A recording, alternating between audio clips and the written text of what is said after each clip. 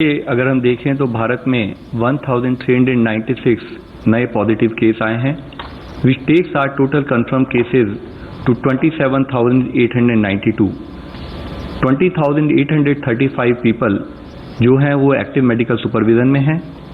पिछले एक दिन में 381 पेशेंट्स आर फाउंड क्योर्ड, जिससे कि हमारा total persons who have been cured the number become 6,184।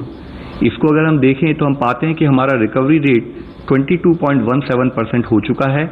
And the positive news is कि हम देख रहे हैं कि प्रोग्रेसिवली हमारे रिकवरी रेट में इजाफा हो रहा है, हमारा रिकवरी रेट बढ़ रहा है। 16 डिस्ट्रिक्ट हैं देश के जहां पर कि पिछले 28 दिनों से कोई केस रिपोर्ट नहीं हुआ है। इन डिस्ट्रिक्ट्स में 3 नए डिस्ट्रिक्ट ऐड हुए हैं। अगर आप देखें 24 अप्रैल से अब तक में, वह है गोंदिया महाराष्ट्र में, देवनगिरी कर्नाटक में, लखीसराय बिहार में। इसी के साथ ही जो डिस्ट्रिक्ट पहले 28 दिन की, जिसमें कि पहले केस आए लेकिन 28 दिन से केसेस नहीं आए थे, इससे पहले रिपोर्ट हुई, उनमें से 2 डिस्ट्रिक्ट में नए फ्रेश केसेस भी आए हैं। वह है पीलीभीत उत्तर प्रदेश में और एसपीएस डिस्ट्रिक्ट पंजाब के अंदर। टोटल ऐसे 85 डिस्ट्रिक्ट हैं 25 स्टेट्स और यूनियन टेरिटरीज में, जहां पर कि पिछले 14 दिनों से कोई केस रिपोर्ट नहीं हुआ है। यह हम लोगों को जानना होगा, फॉलोअप करना पड़ेगा कि हम अपनी विजिल को कॉन्स्टेंटली उसी मोमेंटम से बनाए रखें ताकि इन डिस्ट्रिक्ट की संख्या बढ़े और इन डिस्ट्रिक्ट में कोई नया केस ना आए। आज माननीय प्रधानमंत्री जी ने सभी राज्यों के मुख्यमंत्रियों के साथ वीडियो कॉन्फ्रेंस के जरिए बातचीत भी की।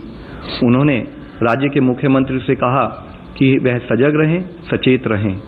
रेड जोन और ऑरेंज जोन में पड़ने वाले सभी जिलों में सख्ती रखते हुए chain of transmission of virus इसको ब्रेक किया जाए।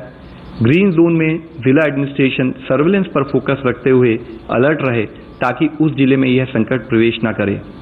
कोरोना ग्रसित होना कोई स्टिग्मा नहीं है।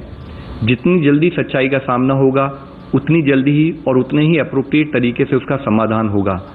एक मुख्य अंश के रूप में माननीय प्रधानमंत्री जी ने यह भी कहा कि इस समय में अन्य आरोग्य सुविधाएं जैसे कि डायलिसिस, अन्य बीमारियां, उनके ट्रीटमेंट आदि में भी कोई ढिलाई ना होने दें। परंपरागत मेडिकल व्यवस्था सुचारू रूप से चलती रहे। रेड जोन से ऑरेंज जोन, ऑरेंज जोन से ग्रीन जोन में जिले को ट्रांसफॉर्म करना ही हमारा मंत्र होना चाहिए। आज इसी संदर्भ में आप लोगों को मैं एक और मुख्य विषय के बारे में बताना चाहूँगा।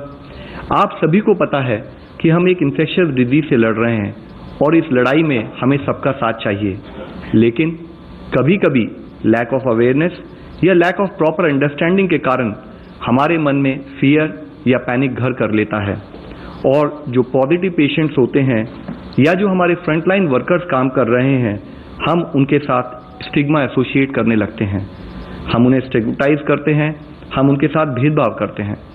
लेकिन हमें समझना होगा कि हमारी लड़ाई बीमारी के साथ है, ना कि बीमार व्यक्ति के साथ। इस स्टिग्मा के चलते हुए कई बार पेशेंट्स भी अपने आप को छुपाने की कोशिश करते हैं और ट्रीटमेंट लेने से कतराते हैं। इससे न केवल उस पेशेंट को हार्म होता है, उसकी फैमिली को हार्म होता है, बल्कि पूरी सोसाइटी को नुकसान होना संभव है। जरूरत है कि हम पेशेंट्स का साथ दें, उसके साथ खड़े हों और उसका सपोर्ट बने। हमें मिस इन्फॉर्मेशन और पैनिक को फैलने से रोकना है। कोविड-19 के स्प्रेड के लिए किसी भी कम्युनिटी या एरिया को लेबल नहीं करना है। खास करके हेल्थ केयर और सैनिटरी वर्कर्स या पुलिस को टारगेट नहीं करना चाहिए, क्योंकि वे हमारी मदद के लिए कार्य कर रहे हैं।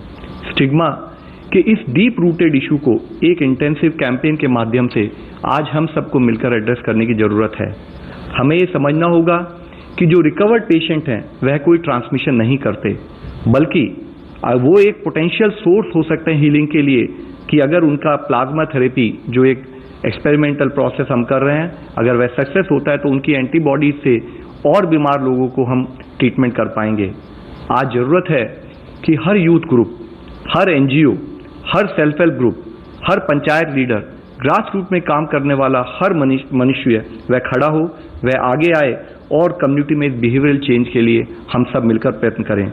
मैं फिर से दोहराना चाहूँगा कि ये लड़ाई पेशेंट्स की नहीं है, डॉक्टर्स की नहीं है, सरकार की नहीं है, बल्कि पूरे समाज और पूरे देश की लड़ाई है। पूरे समाज को साथ लिए बिना, पूरे समाज का सपोर्ट लिए बिना हम ये लड़ाई कभी नहीं जीत पाएंगे।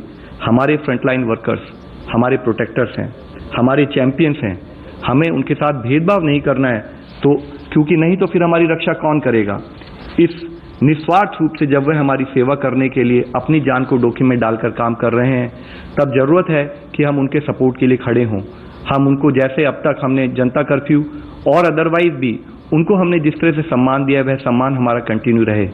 और इसी संदर्भ में मैं आप लोगों को दिखाना चाहूँगा कि कैसे हमारे जवान, चाहे वह पुलिस हो या अर्धसैनिक बल के जवान हो, कैसे वे अपनी जान को जोखिम में डालकर हमारी सुरक्षा कर रहे हैं। हम सभी को चाहिए कि हम उनका आभार व्यक्त करें, उन्हें उचित सम्मान दें।